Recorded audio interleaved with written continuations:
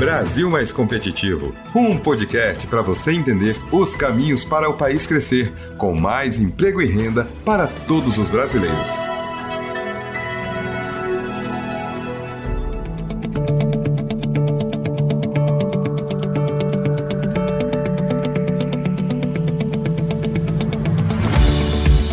Olá, eu sou Paulo de Tarso Lira, está no ar mais um episódio BR Mais Competitivo.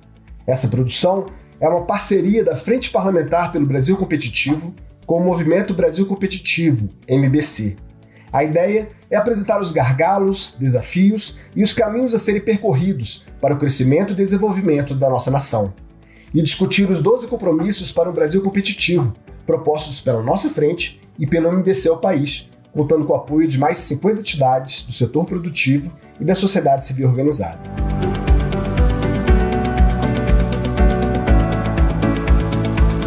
Nenhum componente da engrenagem econômica de uma nação é tão sensível quanto o emprego. Ele impacta diretamente na vida das pessoas.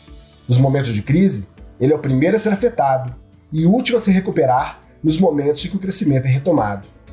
O Brasil sabe muito bem disso, sobretudo após passar anos sofrendo com uma recessão que encolheu a economia e destruiu milhares de postos de trabalho. A esse cenário desafiador se somam outras discussões não menos importantes. Como criar mecanismos legais que não precarizem as relações de trabalho e, ao mesmo tempo, deem condições para que mais pessoas ingressem no mercado, especialmente os jovens, com dignidade, renda e condições de sustentar a própria família. O que devemos manter nas reformas feitas nos últimos anos e o que devemos aprimorar e aprofundar para aumentar a competitividade do país e melhorar a vida dos brasileiros. Para conversar sobre esse tema que afeta diretamente a vida de tantas pessoas, convidamos o presidente do Conselho de Relações do Trabalho da CNI, Alexandre Furlan, e a presidente do Conselho de Administração da Magazine Luiza, Luiza Helena Trajano. Obrigado pela presença de vocês dois no nosso podcast e gostaria de ouvir, primeiramente, as considerações iniciais da presidente Luiza Helena. Olá, prazer estar aqui com vocês. Como é bom a gente ver falar sobre o Brasil competitivo, né? A gente tem pessoas pensando nisso, porque nós temos um país tão maravilhoso, com tanto potencial, e a gente falta competitividade mesmo. E também uma coisa que eu gosto muito, falar da geração de empregos. Eu falo que o emprego ele dá dignidade para as pessoas. E emprego é aquilo que liberta as pessoas de um processo que a gente viveu quase 300 anos de escravidão, e quando a pessoa ganha, ela tem seu emprego, ela se liberta disso. Então, é um prazer muito grande estar aqui com o Furlan, estar aqui com você, Paulo, no Instituto que tem tanta preocupação com isso. Muito obrigada por estar aqui com vocês. Bom, primeiro, Paulo, agradecer a você, a presidente Luiza Helena Trajano, a quem gostaria de cumprimentar e cumprimentar extensivamente a todos os ouvintes. Agradecer a oportunidade de participar e debater esse tema que é muito relevante para a competitividade do Brasil, que é as nossas relações de trabalho. Eu acho, Paulo, como você mencionou, que uma das engrenagens mais sensíveis que a gente tem na economia do país é o emprego, né? Sempre é aquela máxima que a gente comenta, não há empresa sem trabalho e não há trabalho sem empresa. Então, a legislação que rege o emprego, ela precisa estar alinhada às necessidades do presente em prol da produtividade, da competitividade e do crescimento econômico. E é só assim que nós vamos poder gerar mais e melhores empregos. E aí, eu acho importante, a gente vai falar sobre isso, o que nós convencionamos chamar de modernização trabalhista, né, que acabou de completar 5 anos de vigência agora, no último dia 11 de novembro, através da Lei 13.467, lá de 2017, em que eu vejo conquistas importantes nas relações de trabalho. Obviamente, após a crise econômica severa que nós tivemos entre 2014 e 2016, nós aprovamos a reforma. Nós tínhamos um período de vamos dizer assim, de incremento dessa reforma, de consolidação, que nos propiciasse gerar efeitos positivos no mercado. Só que o que aconteceu? Veio a Covid em 2020 e 2021, houve uma quebra, eu acho que nunca antes vista no país e no mundo, no ritmo da economia, e via de consequência no emprego que causou o Covid, né? Mas acredito que a reforma, mesmo assim, foi muito importante.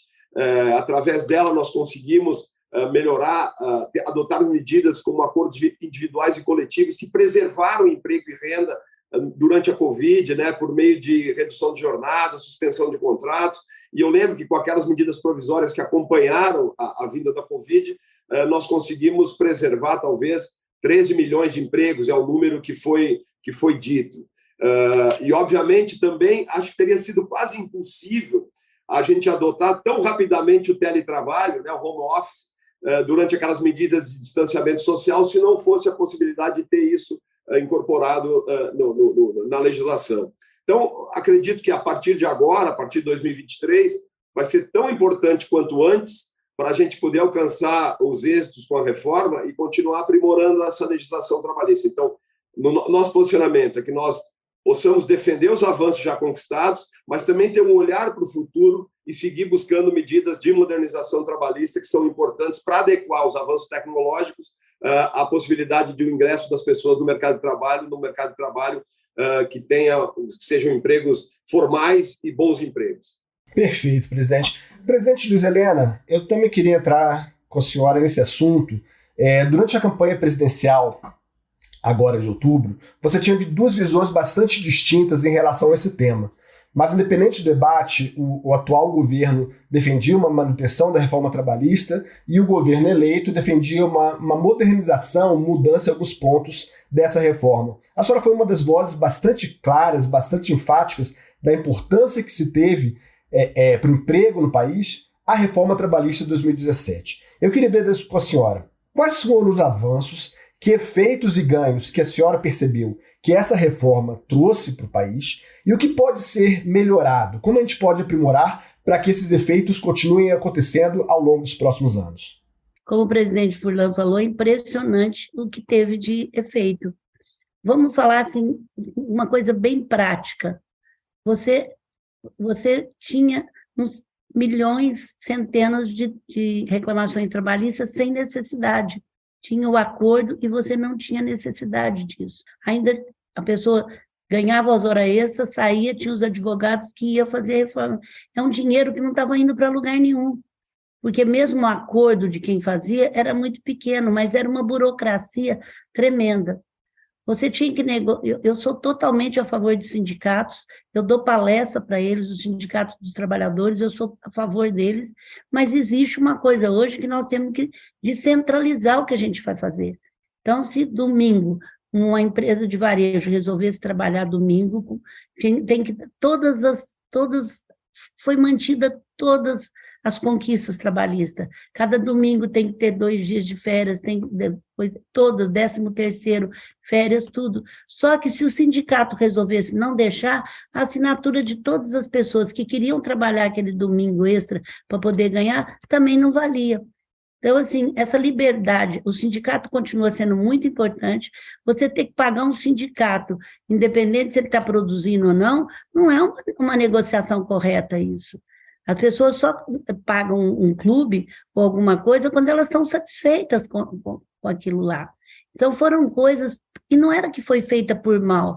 É uma lei muito antiga trabalhista nossa. Então, a gente deu um salto nela melhor. Agora, o que eu deixo bem claro é que não perdeu nenhum direito do trabalhador. Ele tem todos os direitos por mês, por semana, por 13º. O presidente Furlan colocou isso. Não perdemos nada. O que a gente ganhou é onde está se gastando dinheiro que não está indo para lado nenhum. O Brasil perde 10% a 12%, eu falei isso no programa semana passada, gastando em burocracia. Se ele digitalizar, que é digitalizar uma simplificação, é a primeira coisa que não está indo para o governo, não está indo para o pessoa, não está indo para ninguém. Então, assim, a reforma trabalhista trouxe isso. Ela trouxe uma velocidade e uma economia que pode ser gerada com mais emprego. Porque o que as pessoas precisam é de emprego. É que vocês falam, é emprego que nós precisamos. Agora, ela precisa modernizar? Lógico, você não consegue fazer uma reforma tão profunda, tão séria como é a reforma trabalhista e a tributária na primeira passagem pelo você faz. Você tem que ter a primeira, depois você tem que... É um país democrático, graças a Deus.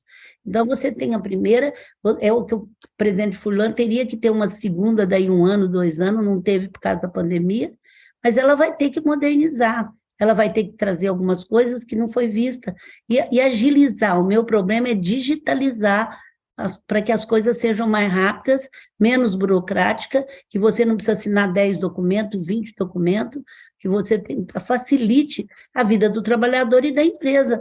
Você que no Brasil precisa manter, para ter um problema muito mais simples, você precisa manter 60, 70 pessoas fazendo aquilo que não é certo.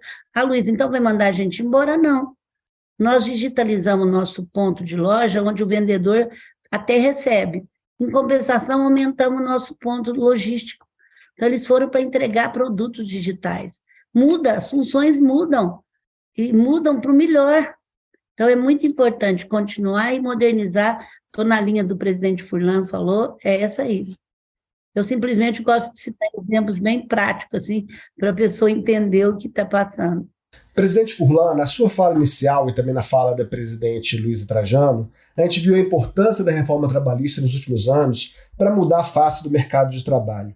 Mas também uma questão que a gente precisa trabalhar continuamente com os sindicatos, com os trabalhadores e com os parlamentares. Como convencer a esses grupos que estão ou diretamente afetados pela reforma trabalhista, ou que são diretamente responsáveis pelas mudanças e aprimoramentos que porventura sejam necessários na legislação, como convencê-los de que é preciso evoluir e melhorar cada vez mais esses pontos? Eu creio que seja necessário primeiro só fazer uma observação. O discurso político não pode se misturar com a questão de aprovação ou não, ou de revogação ou não de reforma. Por quê? Tem que ser aprovada no Congresso Nacional qualquer modificação, ou qualquer retrocesso, ou qualquer avanço. Uma coisa importante, nós tínhamos uma CLT de 1943. Quando ela foi editada, o Brasil tinha 80% da população no campo e 20% nas cidades. Nós tínhamos uma legislação extremamente protecionista, que deveria ter sido assim ao tempo que ela foi lançada. Só que o que aconteceu? 7 décadas se passaram, a realidade brasileira contemporânea era muito distinta, hoje nós temos uma economia diversificada, nós temos novos modelos de trabalho e de produção, a partir de avanços tecnológicos que não condiziam com a CLT. Eu sempre brincava que a CLT era uma legislação tamanho único que tratava igualmente os desiguais. Porque você não pode comparar, por exemplo, alguém que trabalha no comércio, numa Magalu, que tem toda uma estrutura e que propicia aos seus empregados tudo aquilo que a legislação é capaz de fornecer, com uma empresa do interior da Paraíba, me desculpe falar da Paraíba, podia dizer do interior aqui de Mato Grosso, onde eu vivo, e que não tem as mesmas condições. Então, num Brasil tão heterogêneo, você não podia ter uma legislação que tratasse igualmente os desiguais. Então, o que foi muito importante, eu vejo, na modernização trabalhista? A questão da valorização do diálogo entre empregados e empregadores. Por isso é que nós sempre dizíamos que o reconhecimento do negociado sobre o legislado foi uma forma de se permitir que você adaptasse a legislação às situações locais, desde que, obviamente, preservados, como a presidente Luísa Helena também já disse, todos os direitos e garantias constitucionais do trabalho. O Brasil talvez tenha sido um dos únicos países do mundo que elevou um patamar constitucional os direitos trabalhistas. Se você for lá olhar no artigo 7º da Constituição, ele fala de horário de trabalho, de adicional noturno, de piso salarial, de jornada, de compensação de jornada, de salário maternidade, de salário paternidade, de aviso prévio, de 13º, de fundo de garantia. Então, isso não se pode mexer. Então, o que propiciou a modernização trabalhista foi a confiança que as empresas passam a ter em celebrar acordos e convenções coletivas e que eles não vão ser anulados na justiça. Antigamente acontecia muito isso. Você fazia um acordo para fracionar férias com o seu empregado, você preserva os 30 dias de férias, mas fracionava 15 e 15, via uma ação civil pública do Ministério Público do Trabalho, a justiça anulava.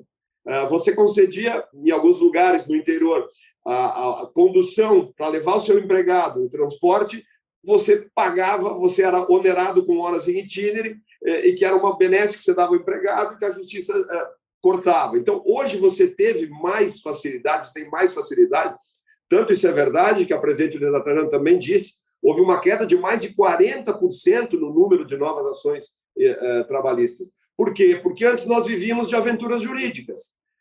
Você podia fazer pedidos de A a Z, ainda que isso já tivesse sido pago nas empresas, e que, eventualmente, você teria a insegurança de ir à Justiça do Trabalho. Eram quase 4 milhões de ações por ano, hoje são menos de 1,5 milhão. Então, foi extremamente importante, quer dizer, você poder trabalhar de forma distinta, você trocar dias de feriados, por meio de acordo coletivo, você regulamentar o trabalho intermitente que aconteceu, né? Aquele sujeito que trabalha de garçom durante a semana num restaurante e no final de semana ele vai trabalhar num buffet de eventos, casamentos, e antes ele não tinha direito nenhum, pagava uma diariazinha para ele, hoje ele tem todo o direito, 13º, férias. Nós fomos verificar, por exemplo, na indústria da construção civil, você começou a manter vínculo de trabalho intermitente com trabalhadores cuja habilidade e perfil específico é certa atividade que você não precisa de demanda em tempo integral. Eu, por exemplo, tenho na minha indústria máquinas que eu preciso dar manutenção durante 7 a 10 dias por ano. Por que é que eu vou contratar um mecânico de manutenção durante 52 semanas se eu só preciso dele por 2 semanas? Então, de uma certa forma, a reforma ela acertou nas suas escolhas, na medida que ela auxiliou a competitividade, a produtividade e os empregos formais do país. Mas, obviamente, como também disse a presidente Helena Trajano, é um trabalho contínuo, porque o mundo do trabalho e da produção está sempre em evolução e mudança.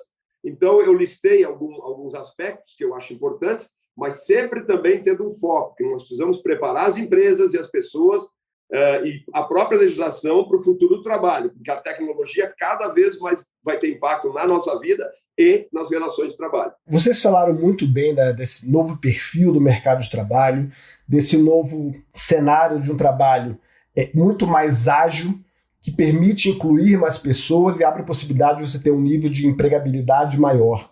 E também o senhor falou agora da questão de um mercado que evolui, um mercado que se aprimora, um mercado que vai aprendendo a se adaptar às condições do meio. E falando sobre isso com a presidente Luiza Helena Trajano, porque ela é presidente do conselho de uma empresa que tem esse perfil, que é uma empresa que, primeiramente, privilegia a inclusão, por conta até do público consumidor que ela atende, mas também uma empresa que, durante a pandemia, teve que se reinventar, teve uma capacidade imensa de arejar a sua forma de atuação no mercado e hoje está colhendo os frutos disso. Por outro lado, presidente Luiza Helena, nós vemos que o desemprego no Brasil é muito mais alto entre os jovens, justamente aquele público que a gente fala que é mais inovador, que é mais criativo, também é o público que está mais alijado do mercado de trabalho.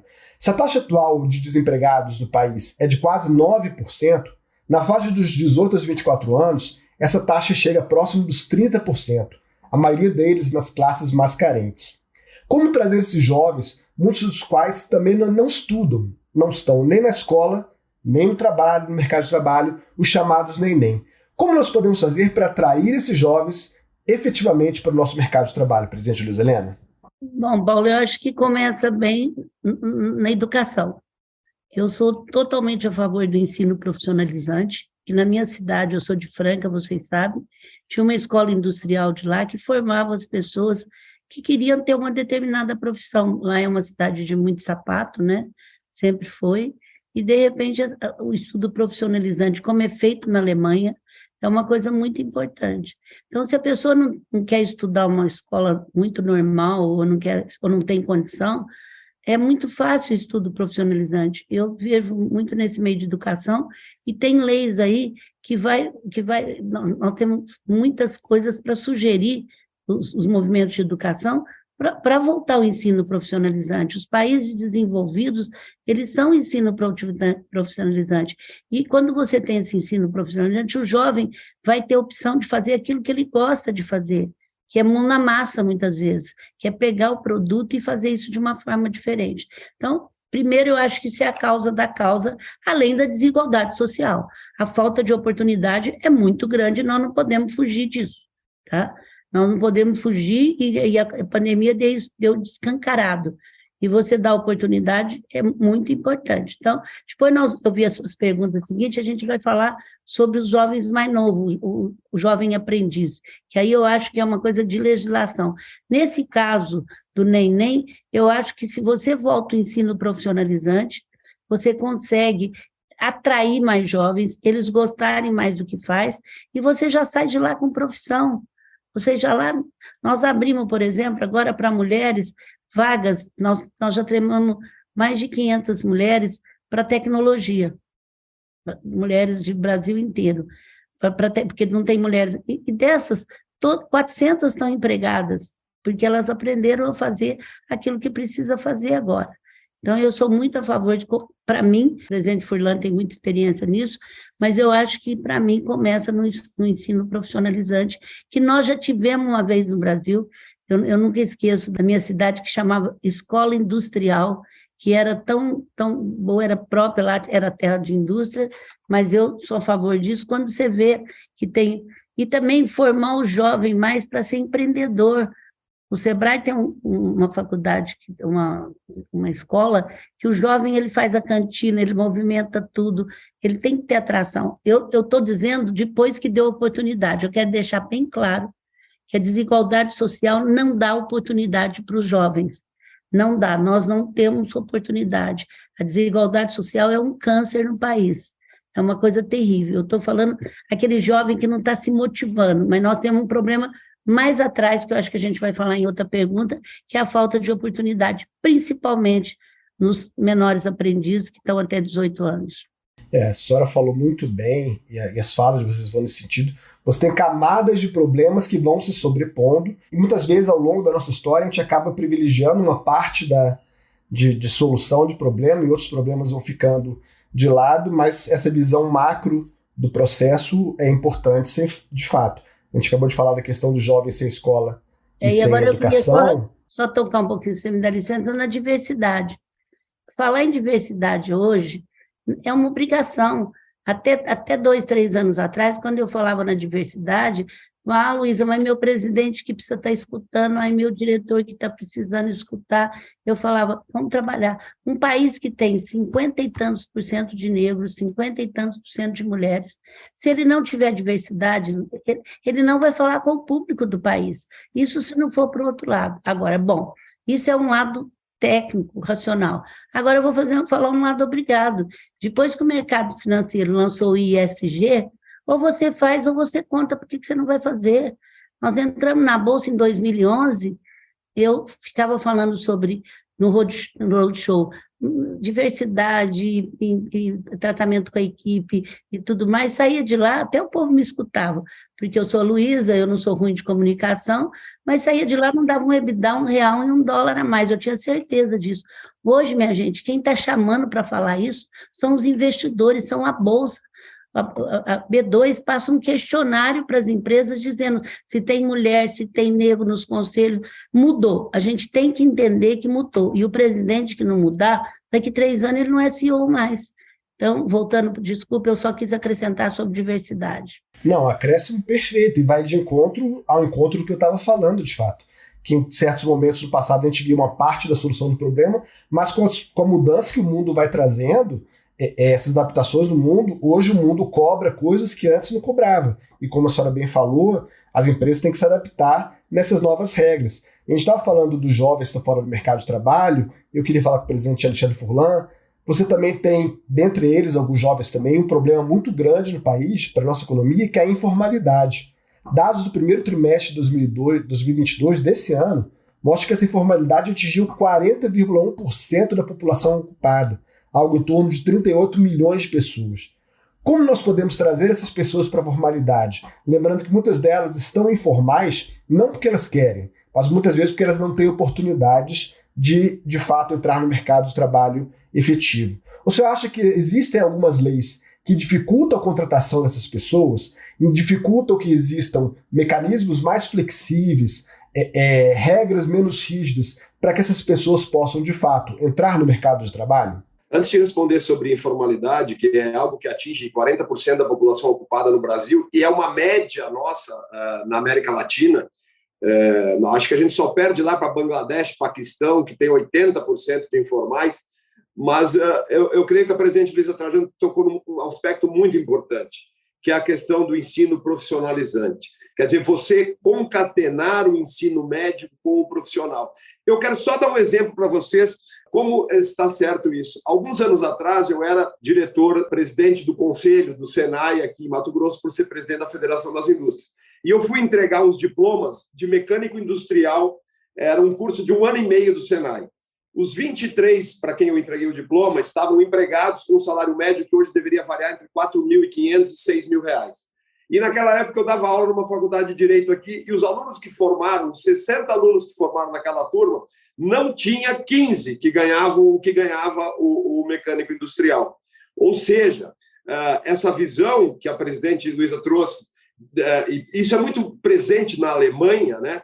De que hoje na Alemanha você tem muito mais técnicos, profissionais de ensino médio, gabaritados e que recebem uma boa remuneração, do que eventualmente profissionais que se formam nessas dezenas de cursos de ensino superior que tem por aí. Bom, mas voltando à questão da informalidade. Nós temos hoje no Brasil praticamente 40% da população ocupada, como eu dizia, na informalidade. Isso equivale a quase 40 milhões de pessoas. Quer dizer, a gente tem mais gente na informalidade no Brasil do que a maioria dos países do mundo tem de população. E por que é que muitas pessoas saem do trabalho informal? Como é que elas podem sair do trabalho informal para ir para o trabalho informal? E aí a base, como sempre também já foi dito aqui, é a educação. E a educação vinculada diretamente ao trabalho, a qualificação e a requalificação. Boa parte dos trabalhadores que estão na informalidade hoje é perceptível a defasagem que eles têm de qualificação profissional. Isso dificulta que ele alcance uma vaga de trabalho formal. E aí, obviamente, a legislação trabalhista também tem a sua dose de culpa. Quer dizer, quando você tem uma regulamentação excessiva do mercado de trabalho, ou de forma geral, quanto mais rígido o mercado de trabalho formal, menor o ímpeto de se contratar.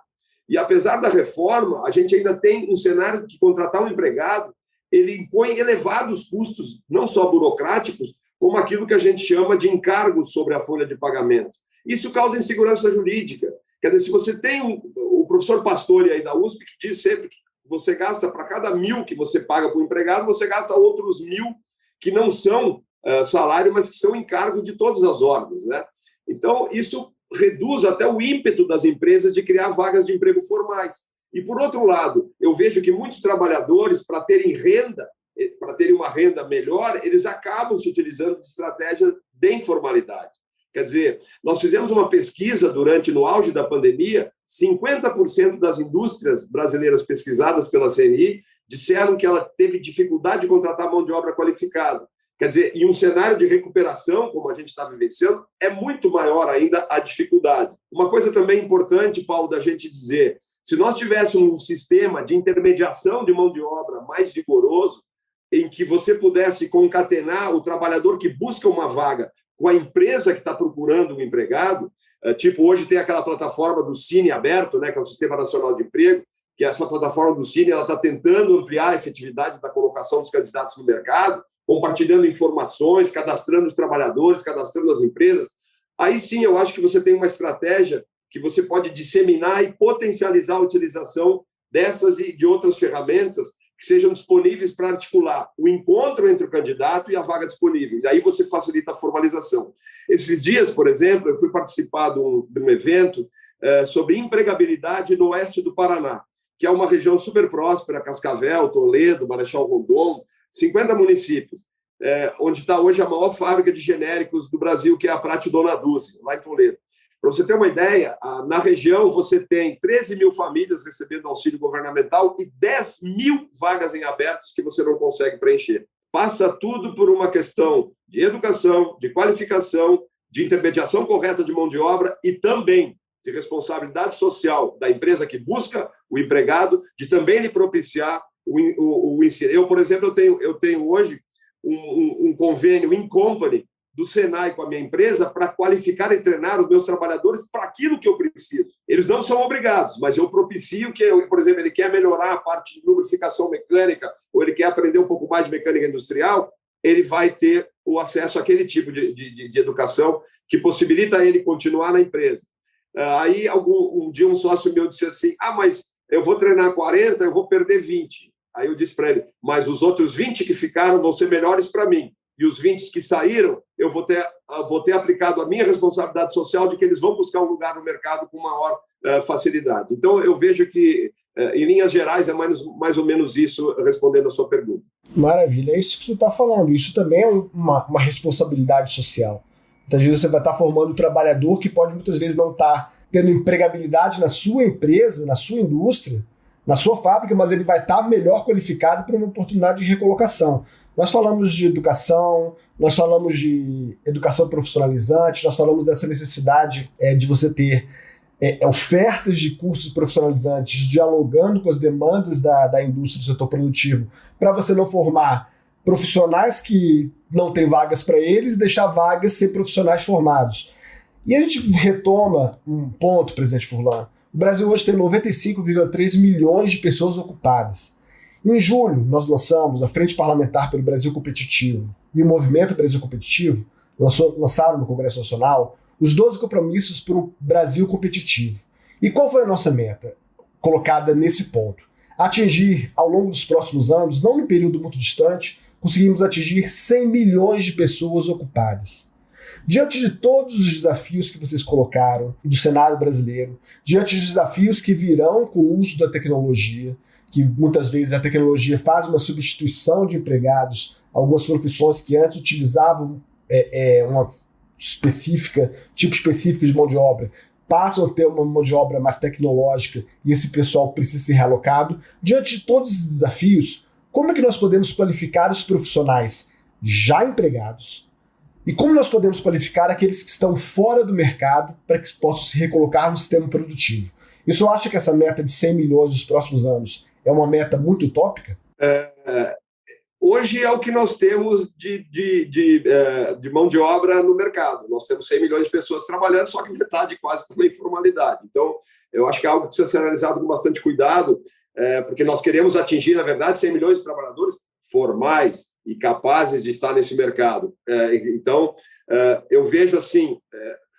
Olha só, nós fizemos um mapa do trabalho industrial, e eu falo muito de indústria porque é onde eu estou vinculado à indústria. Traçamos um mapa, inclusive quando entregamos agora, na época, para os candidatos a presidente da República, agora nós já estamos conversando com a equipe do presidente Lula, que nós detectamos que até 2025 nós precisamos treinar 9 milhões e meio de pessoas em ocupações industriais que vão precisar de qualificação ou requalificação até 2025. Ou seja, é muito importante que você promova programas que possam gerar incentivos no investimento de todos, inclusive das empresas. E aí sim, não só em qualificação, como em algo que a presidente Luiza Trajano também falou, que é a aprendizagem do trabalhador. Mas a formação tem que ser focada. Não é possível você transformar uma estratégia importante de formação de mão de obra qualificada, como a aprendizagem, em um mecanismo meramente assistencial. Se você for olhar o projeto de lei que está hoje no Congresso Nacional, ele retrocedeu muito, porque ele foca muito mais em assistência social do que você estabelecer critérios de qualificação e de aprendizagem que efetivamente insiram esse jovem no mercado de trabalho. Então, se você hoje tem as pessoas desempregadas e aquelas que recebem valores de programas sociais, você tem que alinhar isso com a aprendizagem, com a qualificação, para inserir essas pessoas no mercado. E aí você tem que ter políticas públicas bem articuladas, porque dentro das empresas, por exemplo, você tem uma legislação trabalhista que deve garantir segurança jurídica, e aí, por exemplo, hoje eu tenho um problema, que eu não sei se a presidente Luiza Helena tem, mas a gente conversa muito, que é você poder regulamentar o trabalho multifunção. Porque hoje, às vezes, você contrata um trabalhador para ele ser auxiliar administrativo, e, de repente, ele está fazendo um curso superior que lhe permite trabalhar em outra área. Mas, se você desviá-lo da área, ele pode entrar com uma ação trabalhista dizendo que houve desvio de função. Então, o que a gente quer é que os próprios trabalhadores, dentro de uma mesma empresa, possam variar suas carreiras, o que hoje é muito difícil. Então, a gente está falando, quando a gente fala de aprendizagem, de qualificação e requalificação, você tem que unir não só o Estado com as políticas públicas de Estado e com as leis trabalhistas, como as empresas, que devem ter confiança de que elas podem investir na alteração da carreira dos empregados para enfrentar esses desafios do mundo do trabalho, que é incremento tecnológico no processo produtivo, que é você olhar essa visão de ESG, que também a presidente Luiza já conversou. Então, são todos esses aspectos que têm que ser levados em conta para que você saia de um contingente de 40 milhões de informais quase, do Brasil, e você possa inserir não só esses que estão na informalidade, como os jovens, no mercado de trabalho de uma forma mais, eu diria, menos precarizante, como alguns dizem, e efetivamente isso acontece. Eu sempre digo, eu represento os bons empregadores, eu não represento os maus empregadores. Então, aqueles que não cumprem a lei, eu quero mais que eles sejam responsabilizados por aquilo que fazem de forma inadequada. Mas aqueles que cumprem a lei, nós precisamos garantir que eles tenham segurança jurídica e que as relações de trabalho sejam modernas e adequadas àquilo que nós estamos esperando para o trabalho do futuro. Perfeito, presidente. Presidente Luiza Helena, a gente tem falado muito na questão da educação, do ensino profissionalizante. O presidente Luiz Furlan falou da questão de você ter uma flexibilidade para o mesmo empregado poder fazer várias funções dentro da empresa sem que ele seja responsabilizado judicialmente por isso, acusado de estar explorando mão de obra sem estar pagando algo mais. Mas também eu queria conversar com a senhora sobre o primeiro emprego. A gente falou tanto de pessoas que às vezes já estão mais velhas, não se conseguem se recolocar, vão para a informalidade, mas eu vou falar um pouquinho desse sonho daquele jovem que acabou de sair do segundo grau, ou acabou de estar começando a fazer uma faculdade, ou jovem ainda precisa ajudar no sustento da família, e acaba enfrentando bastante dificuldade nessa questão do primeiro emprego, da exigência de experiências, coisas desse tipo. Algumas medidas foram criadas, como a lei do primeiro emprego, mas essas sofrem algumas críticas por serem consideradas incompletas, e muito se debate no Congresso Nacional, mudanças, muitas vezes o jovem passa um período e depois ele não consegue emprego, você tem que colocar um outro jovem no lugar, enfim. Qual é a força, qual é a necessidade, qual a efetividade desse tipo de legislação e como podemos fazer com que essas leis que já existem e outras que possam ser aprimoradas efetivamente sirvam para introduzir os jovens no mercado de trabalho e no setor produtivo brasileiro? Primeiro, eu acho que a gente cria muita lei, uma lei em cima da outra, isso confunde demais. Eu aprofundei bastante, junto com o grupo, o menor aprendiz. O menor aprendiz é uma grande saída para o mercado. E o que acontece? Tem que ter cota, se não tiver, não coloca. Quando eu descobri que aqui na empresa a gente não estava colocando a menor aprendiz em cidades menores, a gente parou tudo, montei um comitê, não só aqui, como das principais empresas, de pessoas envolvidas de treinamento para menor aprendiz, e esse comitê trabalhou muito. E o que tem que trabalhar, e o presidente Furlan sabe, são políticas públicas. Políticas públicas.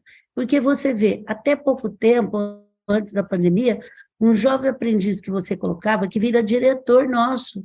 É impressionante quando um jovem aprendiz bem cuidado e bem trabalhado, eu tenho milhões de gravação para provar o trabalho do jovem aprendiz. Agora, ele mora num bairro em São Paulo que ele não tem dinheiro para vir aqui para poder fazer a sua inscrição para o menor aprendiz.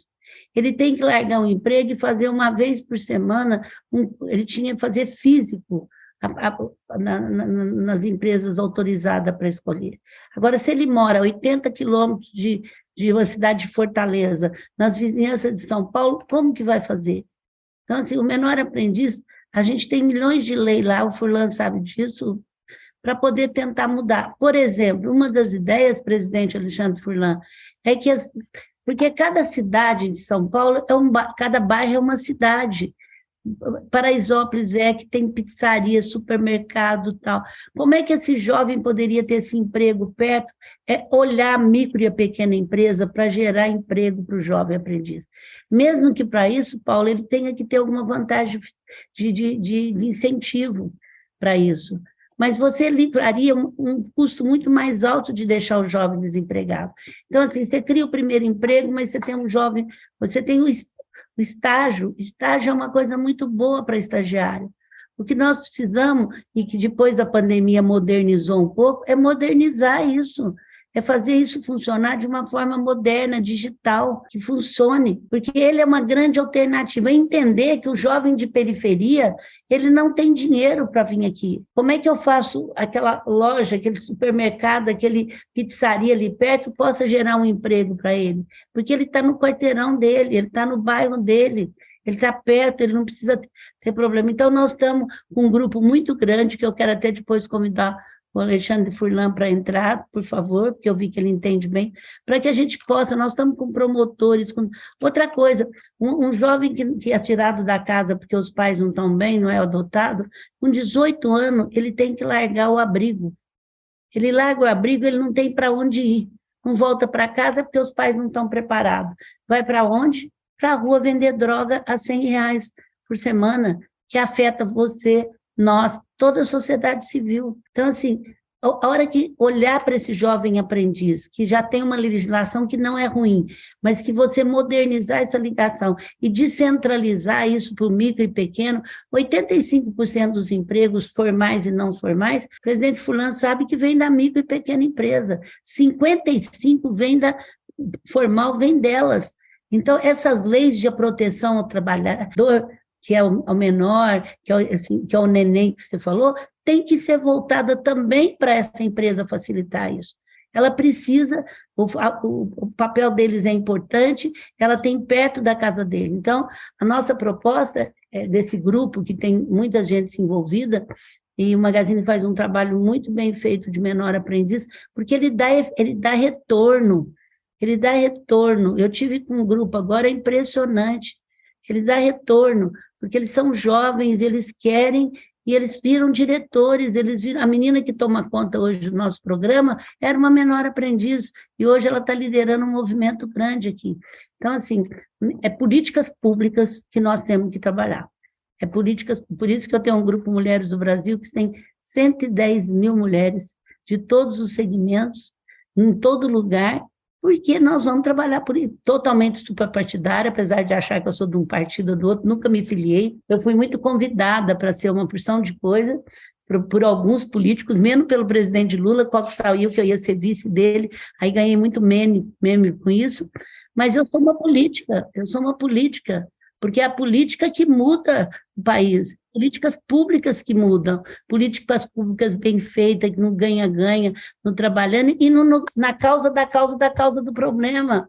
Por exemplo, nós temos um SUS maravilhoso, não adianta eu aumentar o SUS se eu não digitalizar o SUS, porque aí você vai pôr dinheiro em cima de dinheiro, mas ele não digitaliza.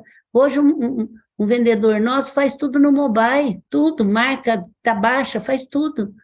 Então, assim, é isso que nós temos que olhar. Então, eu sou muito a favor de focar muito no menor aprendiz, porque ele é a modernizar, acertar essa lei e não ficar criando um mundo de lei que depois não vai funcionar e as empresas não dão conta de cumprir todas. É isso, presidente Luiz Helena, presidente Furlan. Tivemos uma aula hoje, não só das dificuldades que a gente enfrenta nesse mercado de trabalho para incluir mais brasileiros no mercado de trabalho, mas também uma aula de como é possível mudar essa realidade, como é possível, muitas vezes com pequenas ações e outras com políticas públicas mais elaboradas, dependendo da situação, mas sim é possível ser mudada essa realidade. Tratamos aqui nesse episódio de tema central e fundamental para todos os envolvidos no debate. Para o nosso país, mais emprego significa maior competitividade. Para as empresas, significa maior produção e, consequentemente, mais lucro. Para os trabalhadores, significa mais renda e dignidade para sustentar as famílias e realizar os seus sonhos. Trouxemos 2 convidados que se preocupam diariamente com a situação atual e que trabalham efetivamente para mudar as coisas. Temos consciência de que o esforço e o debate não se esgotam nesse podcast. Ainda assim, precisamos ouvir as considerações finais de nossos entrevistados, a começar pelo presidente Alexandre Furlan. Bom, Paulo, eu queria agradecer muito, acho que foi uma excelente conversa com você, com a presidente Luísa Trajano, de quem, inclusive, eu já fui subordinado, porque ela era do nosso conselho da Sadia e eu era aqui gerente do jurídico aqui em Mato Grosso, alguns anos atrás. Então, eu quero dizer que para mim foi uma honra participar junto com a nossa presidente Luiz Helena, essa empresária que todo o Brasil admira. E para fechar a reflexão, Paulo, dizer uma coisa que é importante, eu acho.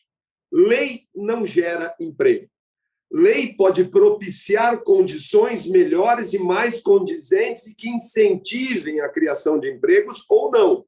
Então, eu vejo a legislação trabalhista brasileira, às vezes, dentro de um dilema.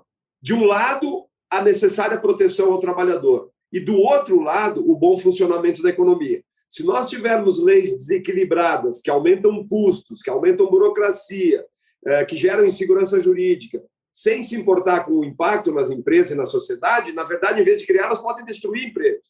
Então, o que nós sempre buscamos, e eu acho que a palavra... houve muito debate na época, dizer assim, mas o que os empregadores querem é precarizar as relações de trabalho. Não, não é isso. O que a gente quer sempre é buscar um equilíbrio entre a necessária proteção que os trabalhadores têm que ter e as obrigações que se estabeleçam para que as empresas cumpram.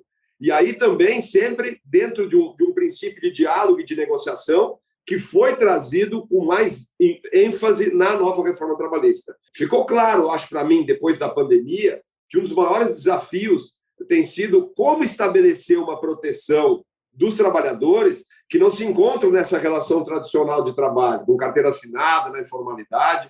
E isso não tem uma solução única, né? Acho que o Brasil é muito heterogêneo, realidades totalmente distintas no país e nas empresas, mas sempre é necessário buscar proteções adequadas. E aí é que eu sempre tenho trabalhado com os meus colegas empresários, tanto na conscientização de que se tem que cumprir legislação na íntegra e também na discussão dos desafios em relação ao futuro de trabalho. Quer dizer, nós temos que mudar tanto os indivíduos, qualificando-os, mas nós também temos que mudar as empresas.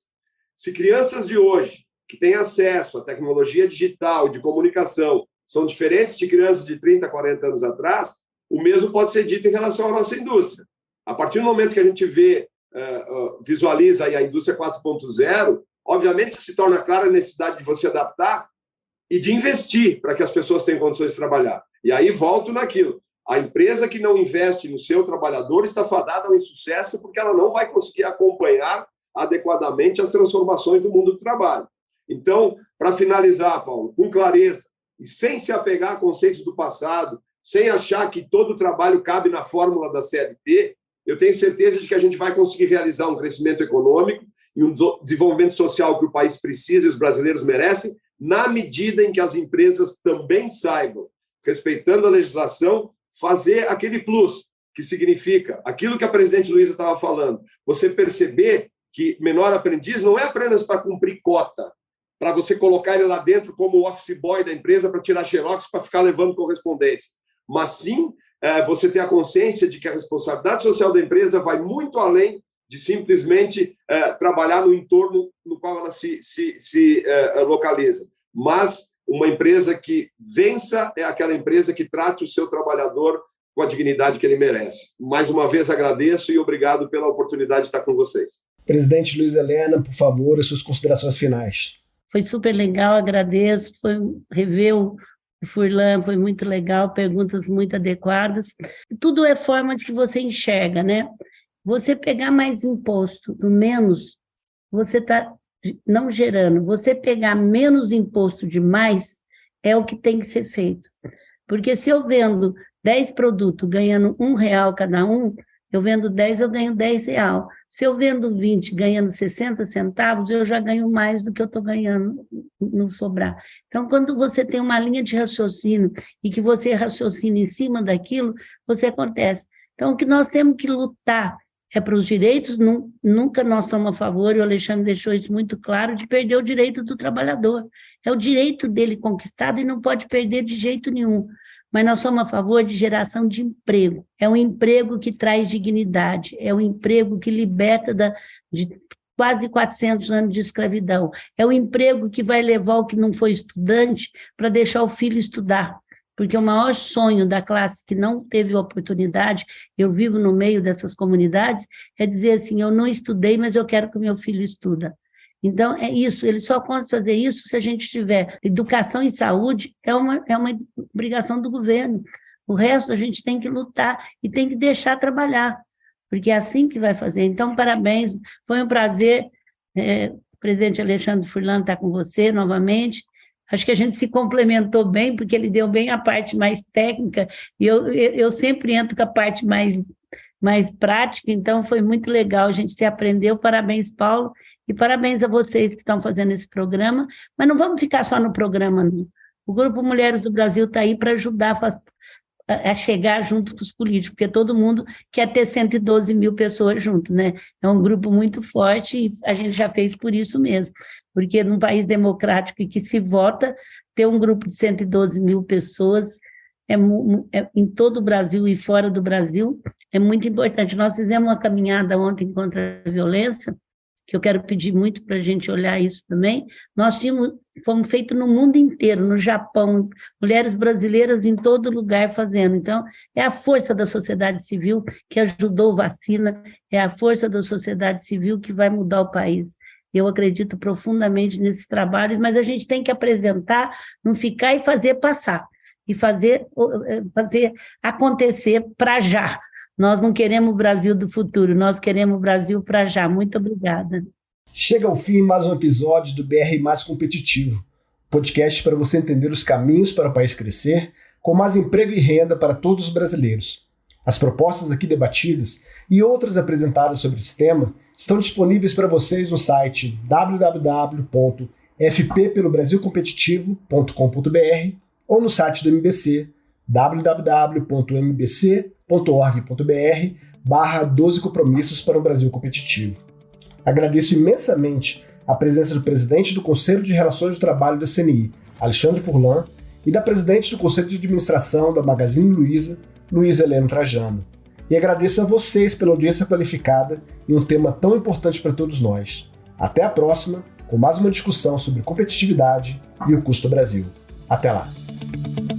Brasil Mais Competitivo, um podcast para você entender os caminhos para o país crescer, com mais emprego e renda para todos os brasileiros.